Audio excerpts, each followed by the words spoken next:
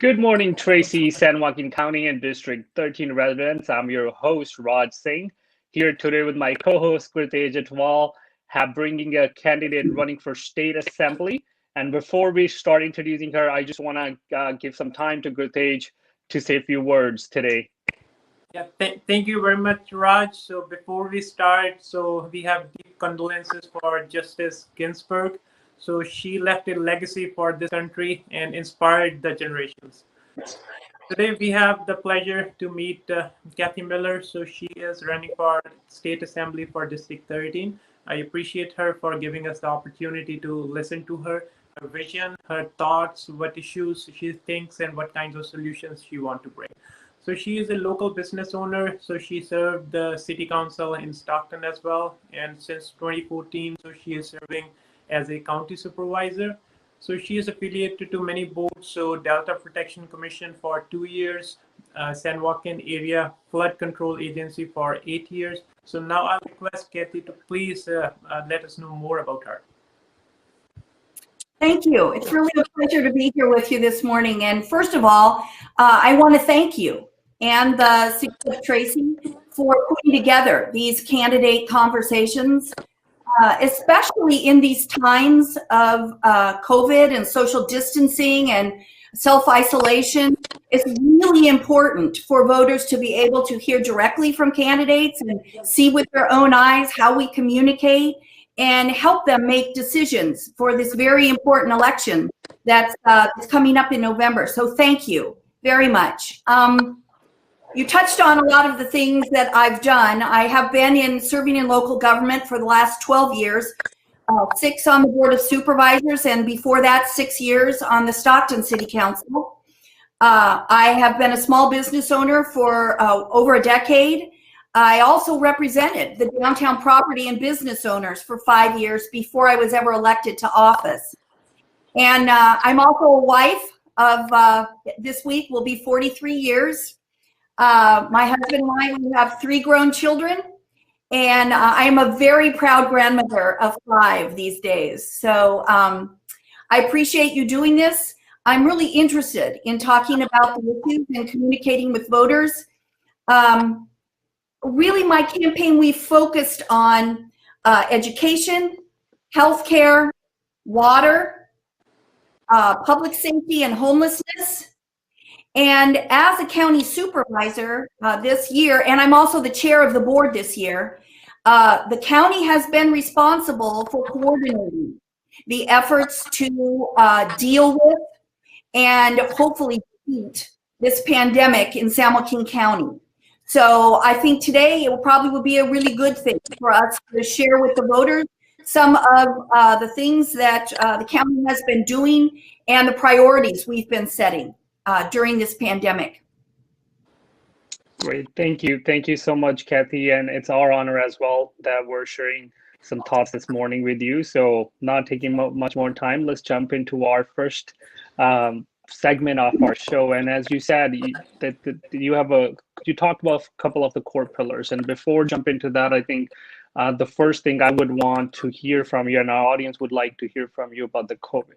If you get elected as assembly member, what are some thoughts or what are some approaches you think or challenges that you've been hearing from the residents or from your district or overall San Joaquin County that you will be working on? Well, first of all, I don't think the impacts from COVID are going away anytime soon. We are going to be dealing with them. There are going to be some very real and huge budget impacts, not just at the state level, but at every level of government. We are going to see our revenues. We haven't yet to a large extent, but we are expecting some major impacts to our revenues, both in the form of property taxes and sales taxes. At the same time, we're going to have increased needs. And so it's going to be really important for the state to prioritize state dollar investments. I think my experience on the Stockton City Council in the lead up and during the bankruptcy are going to really be important to have that voice represented at the state level. It is very easy to be an elected official when times are good and you get to say yes to everybody. There's so many great ideas and so many wonderful programs that you can fund and you can really make happen for your communities. But when times are very hard and there is not the money in the budget, it is very difficult to have to say no to a lot of excellent programs and a lot of wonderful people who have great ideas. The key is you have to be able to prioritize how you spend those dollars and not just focus on today, the immediate crisis. You have to be able to focus on what's going to get you and move you into a strong recovery. I am very proud that the hard decisions we made on the Stockton City Council, and there were many, I'm very proud that within 3 years of coming out of the largest municipal bankruptcy in the history of this nation at that time, that Stockton was rated one of the most fiscally healthy communities in the nation. That's because of making smart decisions and being able to prioritize. Great. And just to kind of more, a little bit get more into the COVID. So with this COVID as a global pandemic, it's impacting a lot of small businesses and all the other businesses as well overall. However, like you talked about the recovery of that. So can you get a little bit highlight more on that part, that how are we getting prepared when we're coming out of the COVID side as a recovery plan? Well, one of the things that we've done at the county was we set aside $15 million of our federal CARES Act dollars, which are restricted to reimbursing for COVID expenses. But we set aside 15 million of those dollars specifically for our small businesses in San Joaquin County.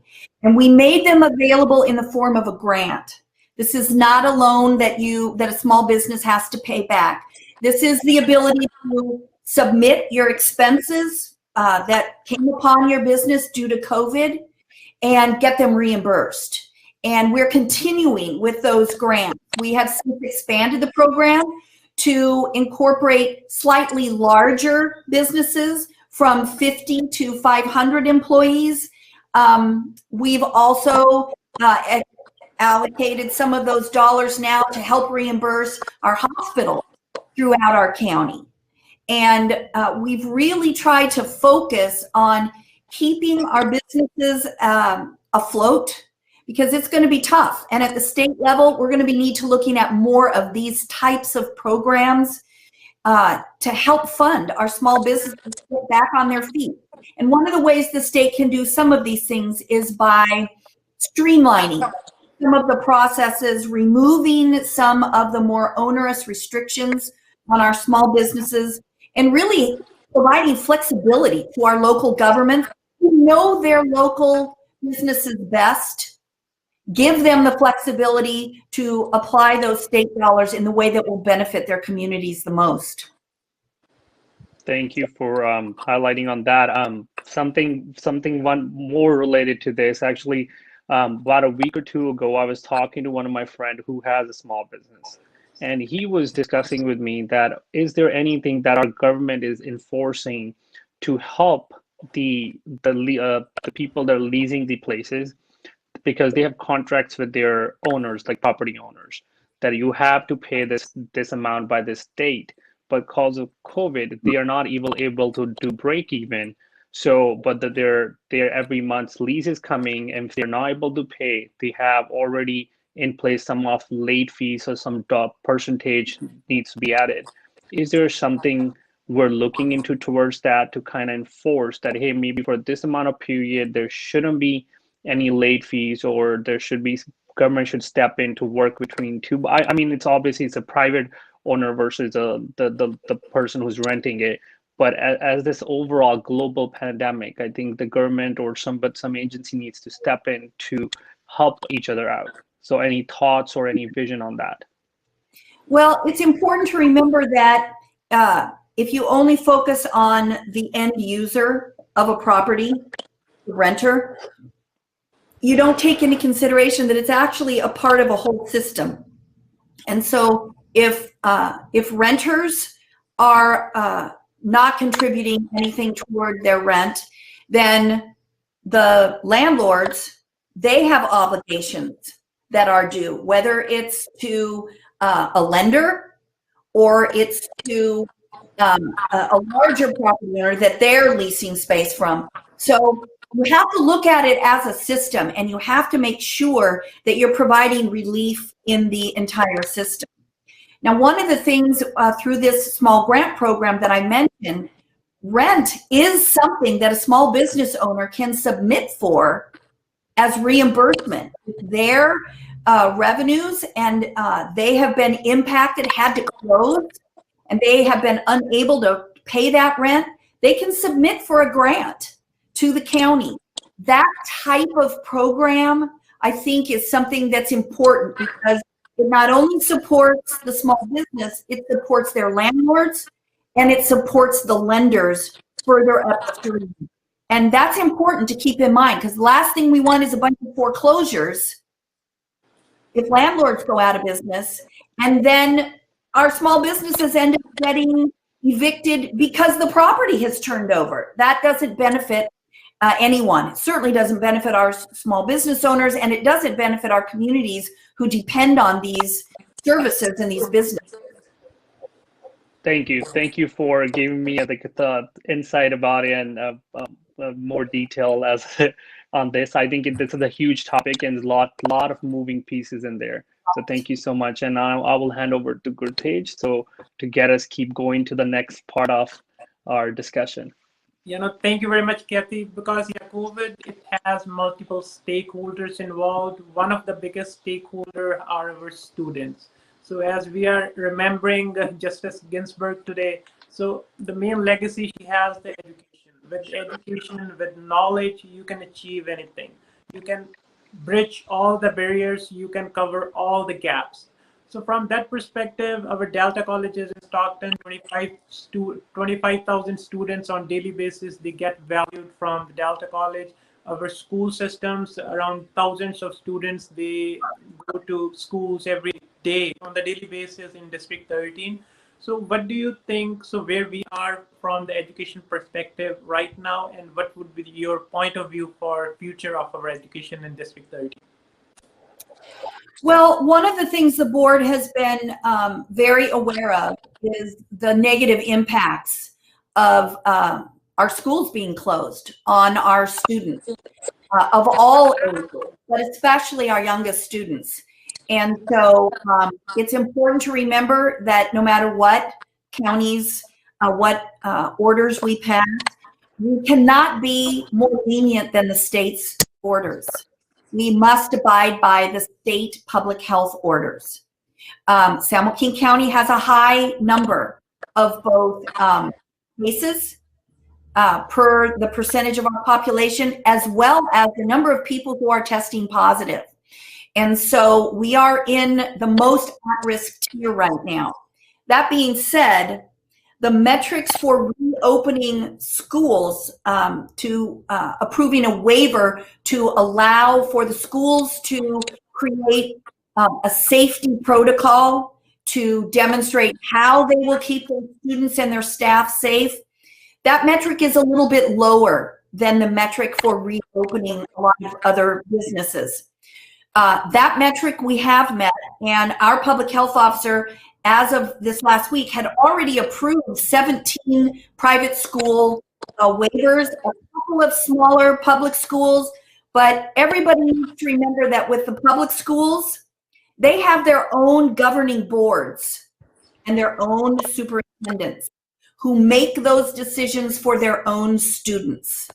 So as much as everybody would like to think that the board can simply wave a magic wand and send all our students back to school, we do not have that power. And it's important to remember that each school needs to craft their own safety plan, their own reopening plan, make sure that they address the concerns and the needs of their parents, their students, and they're able to do it safely.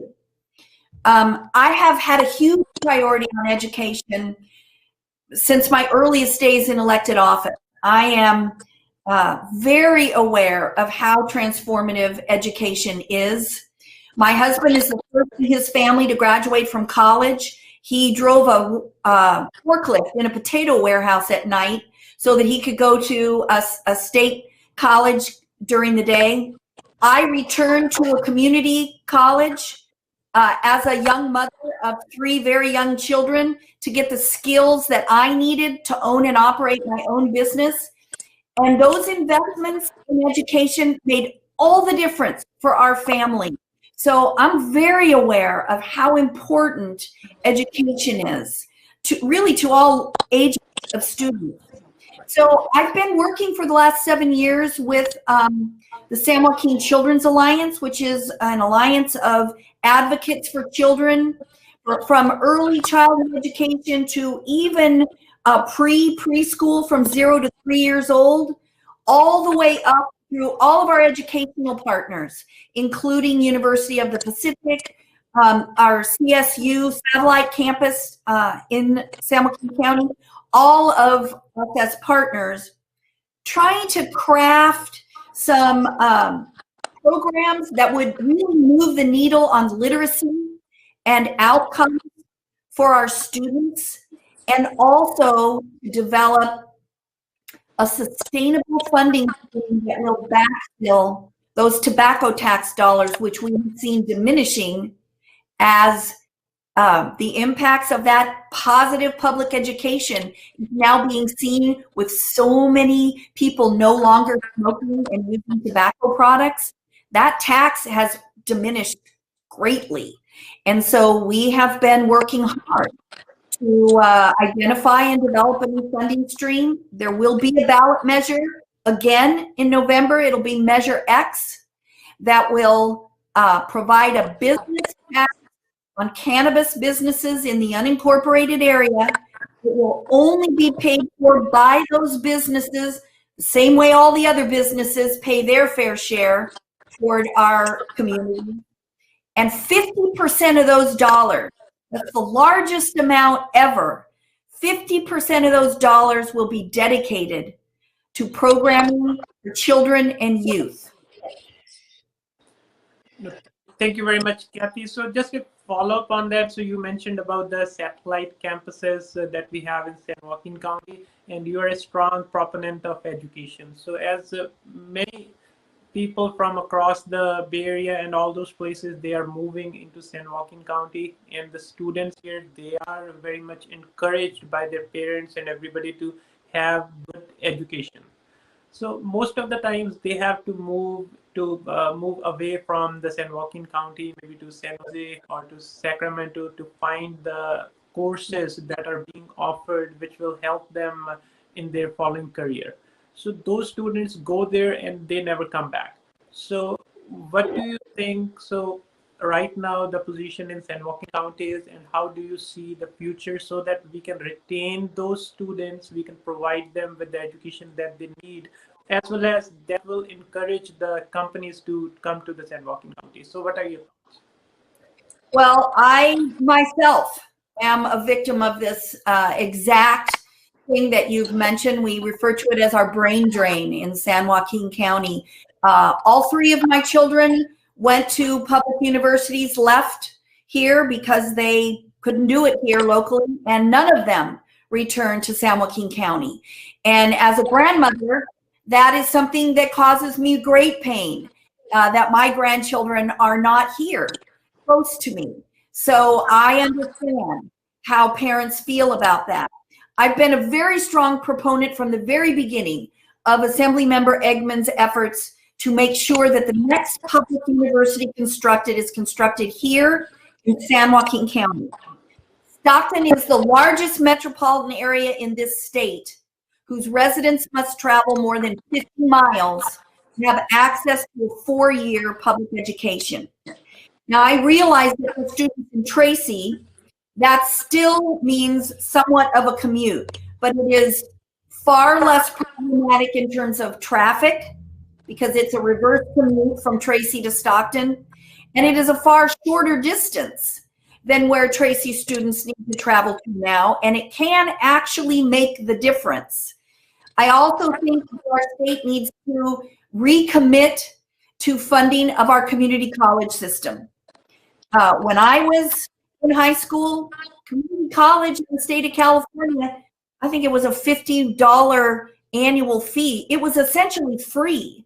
And if you graduated from a public school in this state, you were guaranteed that extra 2 years of higher education, which for a lot of students who maybe were behind in high school, that gave you that extra 2 years to catch up. And a lot of students who are perhaps a little more either economically challenged, had to work during high school, or didn't have the same benefits, or simply were perhaps a little more intellectually immature at that age, or started school younger.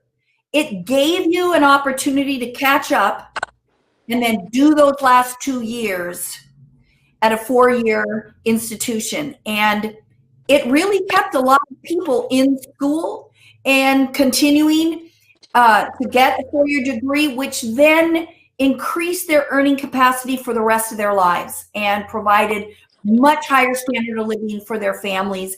And for many people, it kept them in their local communities, and it kept them in California. So those are all solid investments that our state needs to be making in terms of early childhood education for preschool, so that all our students start kindergarten ready to learn. Make sure that all of our third graders can read at grade level by 3rd grade, because that's the key indicator of long-term educational success. And then providing the funding for a good, solid public education all the way through our community college system and our CSU campuses and our UCs for those students that can qualify for those. So those are the smartest investments we can make. Investing in our future like that, that is the best investment we can make with our public dollars. Yeah, no, thank you very much, Kathy. I grew up listening to the word brain drain, but haven't heard it since long. But yeah, that is the right thing that we should be focused on to stop that thing. Somebody who got the education from the systems, who are familiar with the cities, they should be given an opportunity to stay there and add value to those cities. And absolutely. For Delta College, so it offers 100+ certificate programs in different trades to just give the skill sets for the students to grow. So now I'll turn it back to Raj. You're on mute, Raj. That's okay. So, I'm so sorry for myself on mute. Okay, so just follow up part on the educational side. So we talked about Delta College, we talked about CSU. I think what's more important is to touch on the part, how are we keeping our residents in our cities? Because a lot of folks are driving, just not only in Tracy, but overall, if we talk about all the way from Merced, all the way from Lodi side, there are a lot of folks travel in the morning from 4 a.m. to all the way to 9 a.m. to over the Altamont Pass. So when we talk about on the educational side or the job market side, talking about the Bay Area is having a IT hub there. If those company needs to come here, the first challenge that we hear is that there's no workforce in the pipeline. What it really defines, when I talk to different folks, I heard different things. Okay, when you say there's not enough workforce in the pipeline, what does it mean? What does it mean from their point of view is that we have people buying houses here from Bay Area, they're living here. That's the workforce.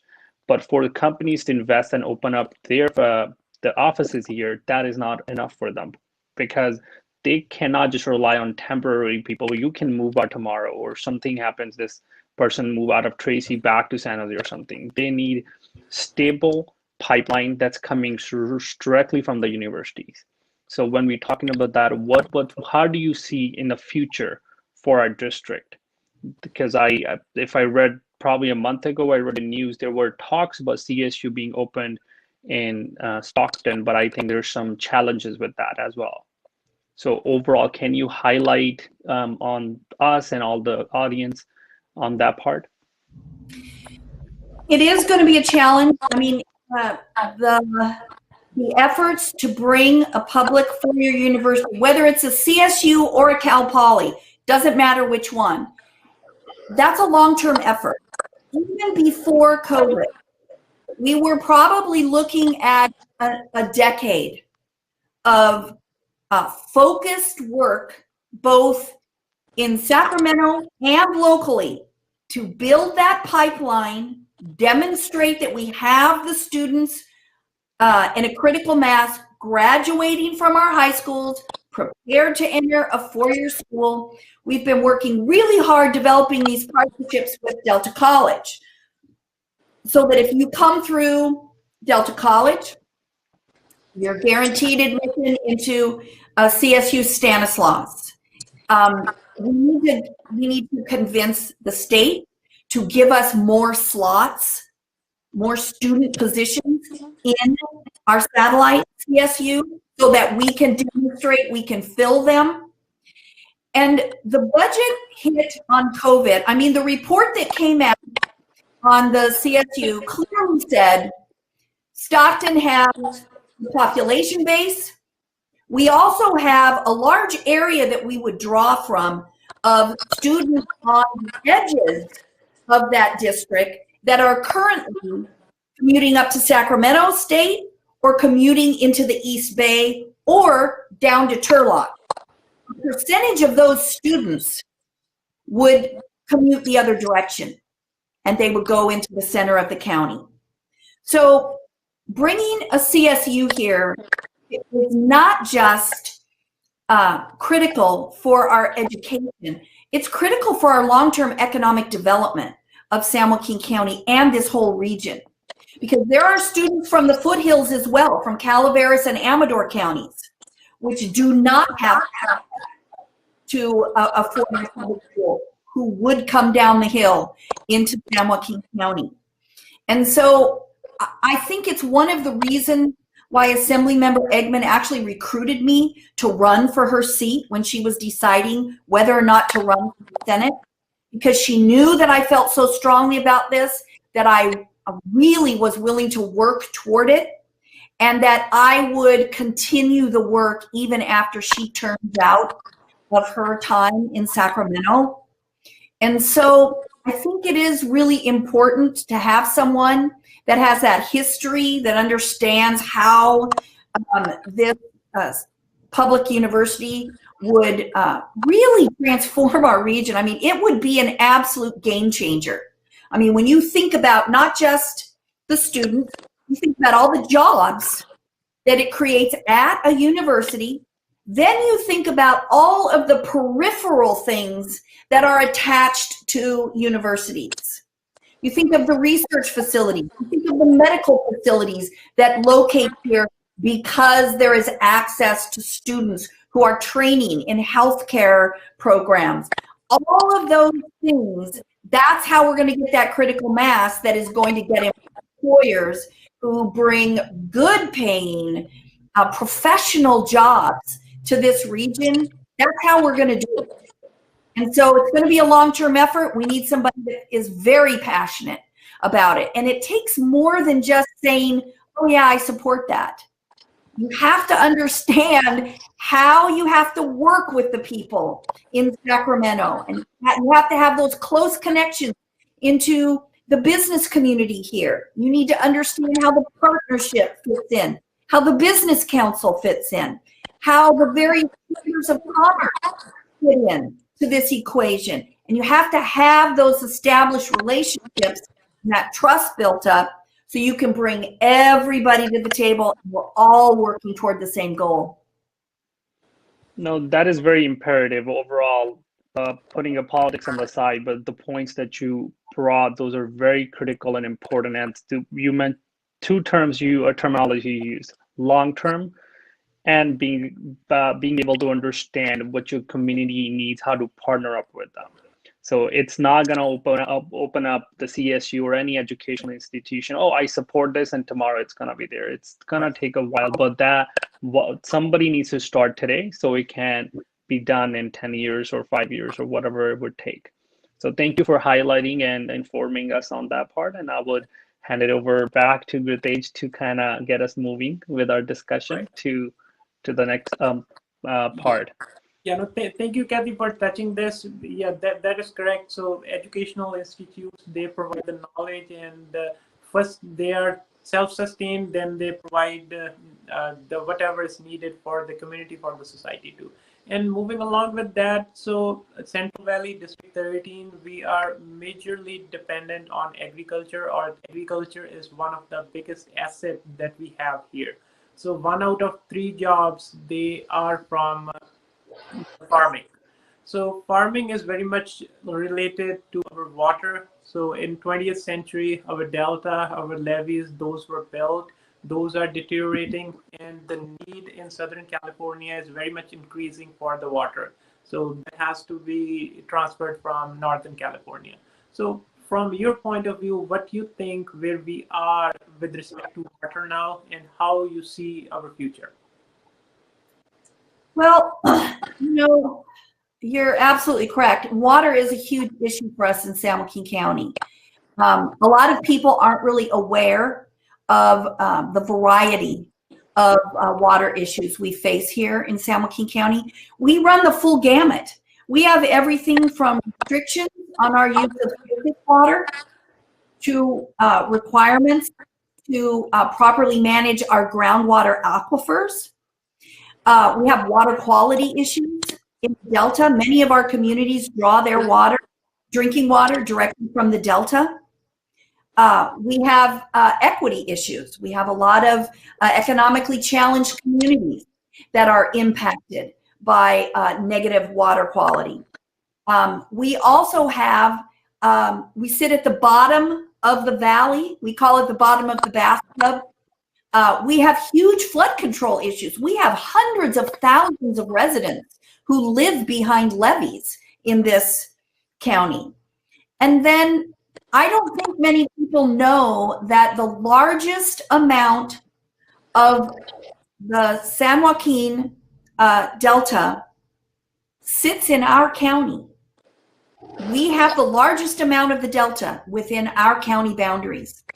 And the Delta is a really incredible, unique environment that provides water, recreation.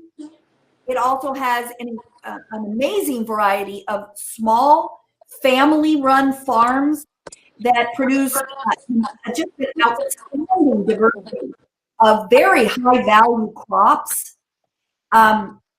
Just this last year, while agriculture provides annually approximately $2 to $2.3 billion to our economy, the ripple of that ag economy contributes over $5 billion a year to our county economy. It is by far the largest economic sector in San Joaquin County. And so we have to juggle all of these needs against the tremendous pressure from Southern California to move always more water through our Delta and south. And so while that is a very real need, and it's important for all of us to remember that water is not a luxury, all Californians have a necessity to have access to clean drinking water. So this is an issue that needs to be solved on a statewide basis. And it needs to be solved in a way that doesn't pick winners and losers, and it doesn't pit one region of California against another. In San Joaquin County, we have advocated strongly for a full portfolio of water solutions to be invested in by our state that would actually create new water. It's important to remember that the tunnel project, which I have been involved in stopping and fighting for well over a decade, that doesn't create any new water. All it does is provide a new way to move water. And our state has a need for more water. And so if we invest all of our dollars in a project that doesn't address that, we're using up our resources and we won't have them left to provide critical investment in levee infrastructure. I mean, even as the tunnel project is currently proposed, 50% of the time, the tunnel will not be used to convey water. The water will flow through the delta, which means those levees absolutely must be maintained and improved upon. We have not done that because the money has been going toward, financing this huge project. There's conservation projects in other parts of the state that are reaping huge benefits to their area and are helping to make them less reliant or completely non-dependent on Delta water. Those are important. I mean, Orange County, they have invested heavily in treating their wastewater and then recharging their aquifer with treated wastewater so that it doesn't go to waste. Los Angeles County, huge investment, billions of dollars of investment in recapturing stormwater runoff, treating it and using it to increase their water supply. The San Diego area has invested in desalination. As the technology improves, all of these alternative strategies become more cost effective and have the potential to relieve the stress on the Delta, which would allow its environment to recover. We need to be smart about how we invest in it instead of just single-mindedly pursuing, an old 20th century solution which no longer is relevant. We need to be looking at 21st century solutions for our water issues. I have served on every single water agency in this region: groundwater banking, flood control, Delta protection. I chaired the Delta Conservancy, all of them. And it is a steep learning curve, and it's really important that we have elected representation that understands how complicated it is, how interwoven all of these water systems are with our environment, and can effectively advocate for real solutions. Thank you very much, Kathy, for educating our voters about the water concerns. Yeah, in 20th century, these delta and levee was just built to channelize the water. As from the mountains across the San Francisco, so those has to be reached to the Southern California as the need is increasing. But we are in 21st century, as you mentioned, there are lots of other options that are to be looked upon, and those can be explored to just meet the needs. So now I'll turn it back to Raj. Thank you, Kathy. Thank you, Grutej. And I think we touched on really great points. And as you said, the water is essential for everybody. And that brings me to a topic regarding healthcare. I think that's the necessity for everybody as well. So can you tell us what's your stand or what's your vision on the healthcare side? Well, that has been a real priority for the Board of Supervisors. COVID has pointed out in very stark terms how important it is for people to have access to healthcare. So it is important that that we continue to find ways for all of the residents of San Joaquin County to have access to quality, affordable healthcare. The top priority for the board on the Federal CARES Act dollars, which we received, has been to ensure that our public health system, our public health department, our public hospital, and our public clinic system remain fiscally solvent and able to continue to provide critical health care services to the residents of San Joaquin County. Of the CARES Act dollars, I'm going to guess that by the time we're done, upwards of $80 million is going to go just to our public hospital to reimburse for direct COVID expenses and make sure that it remains open. Because our public hospital isn't just the hospital of last resort for low-income residents. It's also our trauma center for our whole county. Coming to the board in the next month, I expect to see an item which is going to raise the level of our trauma center to a level 2, which means even higher quality trauma care for our residents. So it is vitally important that we keep the doors open at that hospital.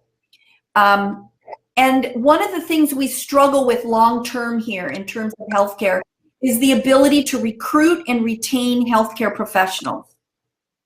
So this is going to loop back a little bit to our earlier conversation on education. One of the things we need to do is continue to build upon these career pathways that we have put into place, especially as they pertain to healthcare. So there's a Health Careers Academy in Stockton. We could use more of them across our county, which provide a targeted curriculum to high school students that is heavy on the subject that they will need, and provides them with exposure to healthcare careers so that they can make this decision early to pursue this type of career. When they graduate from there, they are guaranteed entry in Delta College to one of their health career programs. And this gives them the ability to earn a certificate, which helps them earn more money in a profession while they continue then, and they have a guaranteed acceptance into CSU. So they can continue moving forward with a 4-year degree and even onward into becoming a doctor, a dentist, some kind of highly trained healthcare professional that requires an even higher level of education. It puts them on this pathway. We need more of that because we have a very difficult time recruiting healthcare professionals, not just in San Joaquin County, but the whole Central Valley. And to be perfectly honest, the best way to recruit healthcare professionals is to grow our own. San Joaquin General has a very robust residency program, as does St. Joseph's. We need to continue making sure that we attract great students, that we keep our brightest students here, and that we encourage them.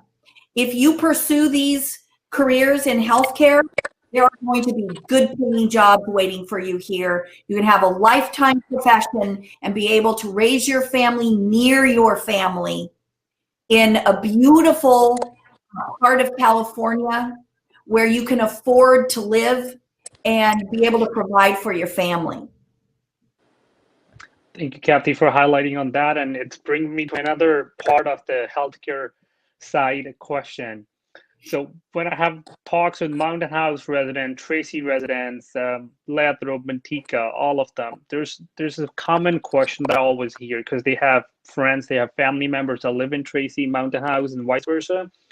So when we're looking at Mountain House, the way it's growing and the Tracy it's growing, we only have one emergency hospital in Tracy, which is Sutter. There's not another hospital that serves the Mountain House population and Tracy. So all of us needs to either go to Stockton or go to Modesto, beside the Sutter being in Tracy. What are your thoughts or your future plan or you see in the future to bring or address these issues? Well, as a county, our focus has been in French Camp with both the hospital and the clinic system and trying to plan for its future. The reality is, especially during COVID, all of our hospitals are experiencing significant financial impacts. They were forced to turn away all of their elective surgery for several months so that they could provide capacity for any potential surge in COVID patients. That's been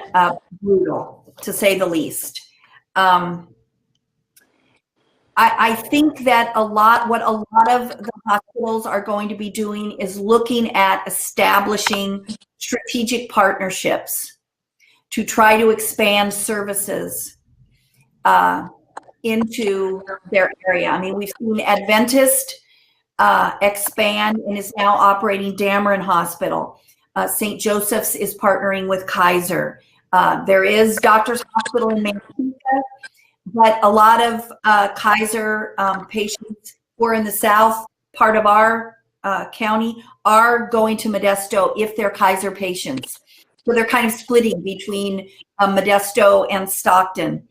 All of our hospitals are going to continue to struggle with that. That's just a reality. I would love to be able to say that the county would be expanding into other areas. The reality is we had 2 clinics that we expanded into Manteca and into another part of South Stockton near our public health facility. And because there are other clinics in those areas that operate almost the same model, and they are nonprofit clinics, the competition, we were unable to build the critical patient base. And in an effort to protect our older existing clinics and the hospital, we worked with those private clinics to make sure that we did a soft handoff to our patients. We didn't tell our patients, oh, you must go to the clinics in French Camp. We told our patients in Manteca, there are other clinics right here where you can go and we will help you make that transition. We had to do that. And that's just a reality. We have to partner.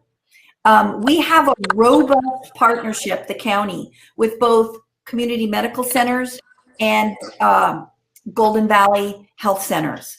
We're gonna see more of those for our residents, especially our lower income residents, to be able to provide critical health services. It is a real priority for us. Every 10 years, we take a look at, from the county hospital perspective, are there any partnerships available to us that would improve our ability to continue delivering services, that would maybe help increase services that we can provide through partnerships?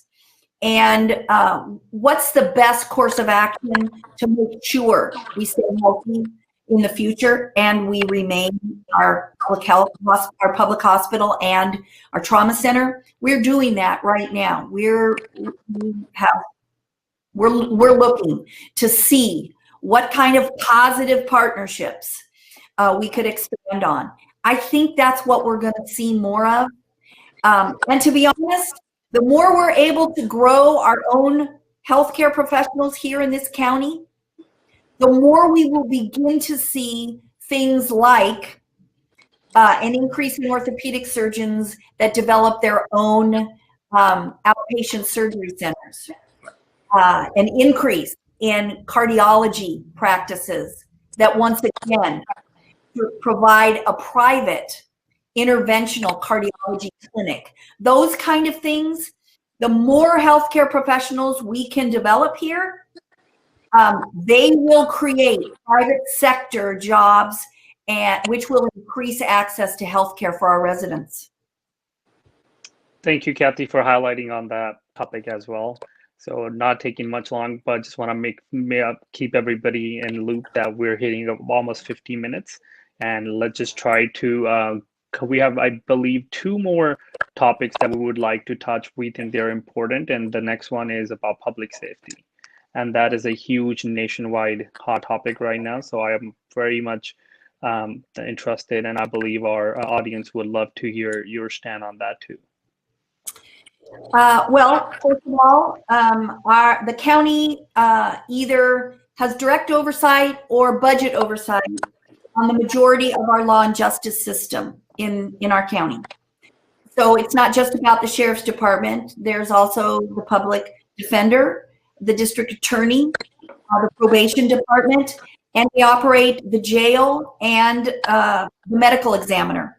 And so it's a very large a portion of our law and justice system that the county has oversight, or if they are directly elected, as in the case of the district attorney and the sheriff, you still have budget oversight. I do not support defunding our police departments. We have a need, and in fact, many of our most economically challenged neighborhoods are the neighborhoods that need protection the most. That being said, all of our residents, no matter where they live, no matter what their zip code, no matter what language they speak, and no matter what the color of their skin is, all of our residents have the right to have to be able to put their faith and trust in our law enforcement officers who take an oath to protect and serve them. We have done a lot of very positive things in this county in the last 5 to 10 years in the areas of criminal justice reform. The city of Stockton instituted a Marshall Plan on Crime, which we did a look-see over our jail process, and we instituted a pretrial assessment program which eliminated the jail overcrowding. The only people awaiting trial in our jail now are people who are either a danger to themselves or their community. We eliminated the requirement for cash bail years ago in this county, and it's working very, very well. We have been blessed with a very outstanding probation department, which has instituted some fantastic reforms which are making a real difference, reducing recidivism, the impact of people reoffending with crimes, and it is having a real impact redirecting people out of criminal behavior through our collaborative courts. We have a drug court, we have a DUI court, we have a homelessness court that takes people that have committed relatively minor nonviolent crimes and focuses on giving them the choice. Look, here it is. You either go to jail or you participate in a treatment program that is going to help you get your life back on track. We've instituted juvenile justice reform to help keep our youngest offenders out of prisons where they're victimized by adult criminals, lifetime criminals, and keep them closer to their families and their support systems so that we can rehabilitate them and get their lives back on a productive path. Many of our police forces have worked very hard on creating homelessness liaisons, officers whose primary focus is on interacting with the homeless community to address those quality of life issues that make us all feel less safe and just very stressed out, and help put those people in touch with programs and services, whether it's substance abuse programs, or it's mental health programs, or it's shelters, or job retraining, any of those things to help get them off the streets and into some kind of permanent supportive housing. All of those things are really, really positive, and we have already been doing them for a long time here in San Joaquin County. I personally believe that's the reason why the vast majority of the protests following the death of George Floyd have been peaceful demonstrations throughout San Joaquin County. I think that's why. I think because our law enforcement officers have been doing the hard work of interacting with their community and getting to know them and investing in community policing. I think that pays off. And I think those are smart investments. And I think they benefit everybody that lives here in San Joaquin. No, thank you very much, Kathy, for touching the public safety aspect and where we are and what your vision, what your viewpoint is for the public safety and law enforcement. And you touched the homeless aspect too. So there are many reforms there. So that yeah, it is not one solution fits the problem. So identifying the problem and moving forward in the right direction to keep them out of the homelessness crisis. So at the end, I will request you to please briefly summarize what our audience should take away from you and how they will remember you and make an informed decision for November 3rd. I guess what I would leave people with is experience does matter. And it matters now more than ever. We have very real issues facing our region and our state. And I think it is really critically important that we send our most experienced and effective representative to Sacramento. I feel so strongly that that in addition to that, leadership matters. It's not enough to just say, I support this and I support that and speak in political sound bites. You know, when the city of Stockton's finances melted down, I stepped up in a really difficult role as vice mayor and communicated with the public and made some tough decisions that really helped put the city back on track. And to be perfectly honest, San Joaquin County cannot thrive if the city of Stockton is failing. It is simply too large of a community. There's too many people that live there. And so the future of all of our cities, they're inextricably intertwined. And so it's important that we have someone that understands that. My experience both in the private sector as a small business owner, as someone who has advocated for better than 15 years on behalf of business owners and residents, and also my experience at both the city level and the county level, I believe it really makes me uniquely qualified to represent the voters of Assembly District 13. And I believe that's why, if you look at my list of endorsements on my website, electkathymiller.com, you will see just a wide range of folks who have endorsed me. And I think the last thing I would leave voters with is there are two Democrats in this race, but I am the only Democrat that is endorsed by the Democratic Party, by both our congressmen, McNerney and Harder, by Assembly member Susan Eggman, by the California Nurses Association, by the California Federation of Teachers, by working families across this county.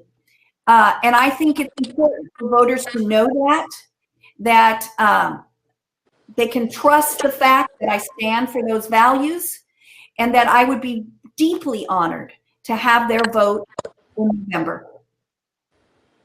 Thank you, Kathy. And the last, do you mind sharing your contact information if anybody would have a follow-up question or they wanted to clarify something with you? And we always encourage our voters or and the audience that if they do have, they can let us know and we can convey or send their message and share with you. But I think it'll be better if you give them something directly that they can go to your website or your Facebook page or any email address. Please do so. My email is Kathy with a K at electkathymiller.com. We have a Facebook page, which is Kathy Miller for Assembly District 13. Any of those places, feel free to direct comments or concerns. I personally answer them, and so they will hear from me, and I welcome that interaction with the voters of San Joaquin County. And again, thank you so much for doing these conversations. I think they're just incredibly positive, and I think all of us should be very grateful for this work. You've taken your personal time to do this, so thank you. Thank you so much, Kathy. Thank you very much, Kathy. We sincerely appreciate you sparing your time educating us as well as the voters with your vision, with the issues and the solutions. And at the end, I would again say, so what we have learned from the great legacy of Justice Ginsburg, knowledge is power. So please and please ask questions, follow up with the candidate, and make an informed decision for November 3rd. Thank you very much. But Thank you both. bye.